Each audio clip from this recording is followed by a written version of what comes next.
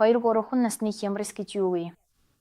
2-3 насны хямрал гэдэг нь хүүхдийн хөгжлийн байгалийн үе шат бөгөөд эцэгээс төвчээр вайсвас шаарддаг. Хүүхдийн бие даах хүсэл эрмэлзлийг дэмжих нь чухал бөгөөд үүний зэрэгцээ аюулгүй урдчлан таамаглаж босгох зовчныг бүрдүүлэх хэрэгтэй. Нэгдүгээрт бие даах хүсэл эрмэлзэл. Хүүхэд өөрийгөө эцэгээс тусдаа хүндэд явахаарч өөрийн бие даасан байдлаа илэрхийлэхийг эрмэлздэг. Энэ нь бүх зүйлийг өөрөө хийхийг хүсэх байдлаар эсэрдэг. Тэрч байтугай шаардлагатай ур чадвар нь хараахан бүрдээгүй байсан ч би өөрөө гих мэт үгс байнга сонсогддог босдог. Хоёрдугаарт зүрүүд замба сүрэг хангах. Энэ насны хүүхдүүд ихэвчлэн зүрүүдж томчуудын хүсэлтийг биелүүлэхээс татгалздаг. Тэд өөрийн үзэл бодлоо хамгаалж заримдаа совхтой зөрчилдөж байсан ч гэсэн зүтгэдэг.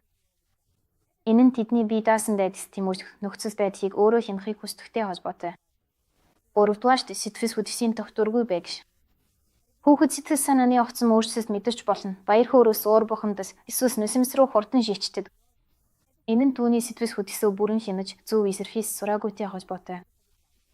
Дөрөвдүгээрт эцэг эхтэйгээ үүсэх зөрчилдөөнүүд. Бие даах хүсэлт зүрүүд сангаасаа болж хүүхдүүд эцэг эхтэйгээ баримт зөрчилдөөнд ордог. Тэд хоош хувцас босон бусад санас босгосон зүйлсийг зүгээрс өөрийн бие даасан байдлаа харуулахын тулд татгалзаж болно. 5-дугаарт хийс яриа босон депрессийн хөгжил. Энэ үед хийс яриа босон танин мэдхүн чадвар эрс хөгждөг. Хүүхэд олон асуулт асууж орчин тойрныхоо ертөнцид ихээхэн сонирхостой болж бүх зүйлс хэрхэн ажилтгийг ойлгохыг хичээдэг. 6 дахин биеийн хөгжил. Хүүхдүүд илүү идэвхтэй, эвсэг болдог. Тэд гүйх, үсрэх, авирах босон визүнерийн хөдөлгөөний чадруудыг сурч хэвсдэг. Энэ бол шинэ хөдөлгөөний чадруудыг идэвхтэй эзэмших үе юм. Эцэг эхийн өөрөө бас зөвшөөрөгдөх хязгаарыг баримтаж хүүхдэд тохиролцож сухахыг заах явдах юм.